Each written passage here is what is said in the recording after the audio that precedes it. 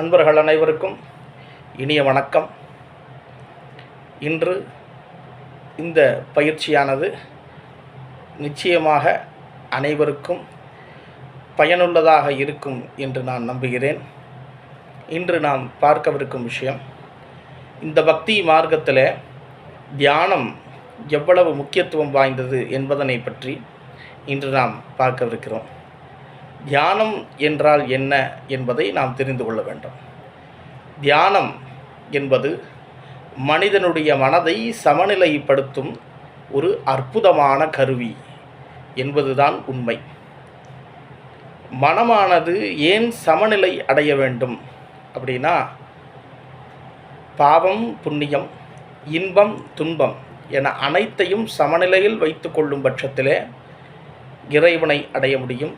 இந்த பக்தி மார்க்கத்திலே ஒரு உச்சத்தை அடைய முடியும் என்பதுதான் சத்தியம். ஆகையினால் இந்த மனமானது சமநிலை அடையும் பட்சத்தில் தான் இந்த ஆன்மீக மார்க்கத்திலே நாம் வெற்றி அடைய முடியும். அதனை நோக்கி நாம் பயணிக்க வேண்டுமே. ஆனால் இந்த தியானம் நமக்கு மிகப்பெரிய ஒரு கருவியாக இருந்து நமக்கு அந்த வெற்றியை தரக்கூடியது என்பதில் எந்த சந்தேகமும் இல்லை.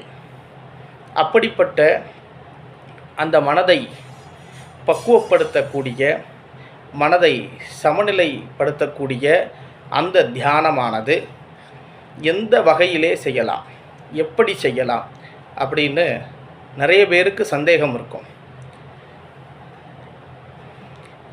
இந்த தியானம் பொறுத்தவரையில் எல்லாரும் சொல்கிறது, பத்மாசனத்திலே அமர்ந்து கொண்டு சின்முத்திரையை கொண்டு தியானிப்பது அப்படிங்கிற ஒரு விதி.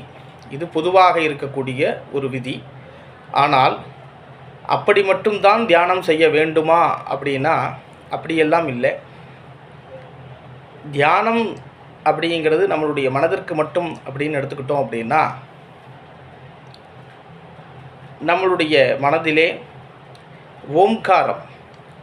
ஓம்கார பீஜத்தை தியானித்து கொண்டு, இல்லைன்னா உங்களுக்கு பிடித்த கடவுளருடைய பெயரை ஜெபம் செய்து கொண்டு தியானிக்கலாம்.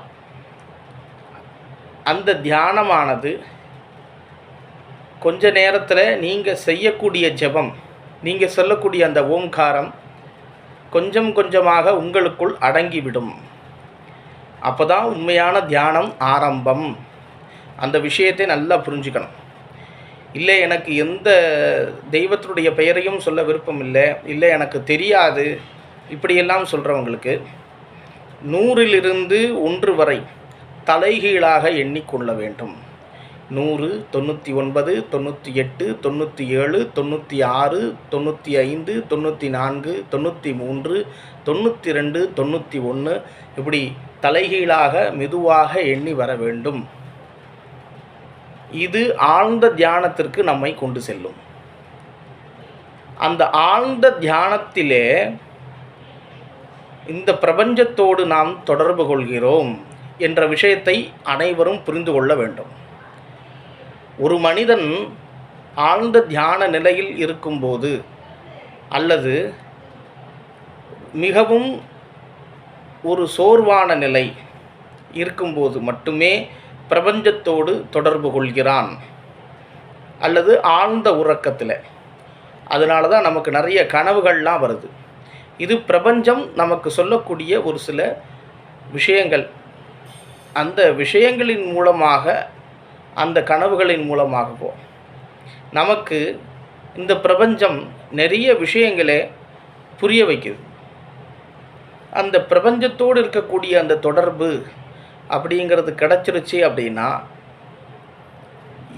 மிகவும் எளிமையாக நம்மளுடைய வாழ்விலே நாம் அடையக்கூடிய லட்சியத்தை அடைந்து விடலாம்.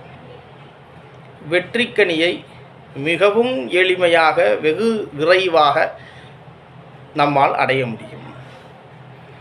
இந்த ஒரு விஷயத்தை நோக்கி தான் அனைவரும் பயணித்து கொண்டிருக்கிறார்கள். அதை எப்படி எளிமையாக செய்வது என்பதை பற்றி தான் இப்போ நாம் பேசிகிட்டு இருக்கோம்.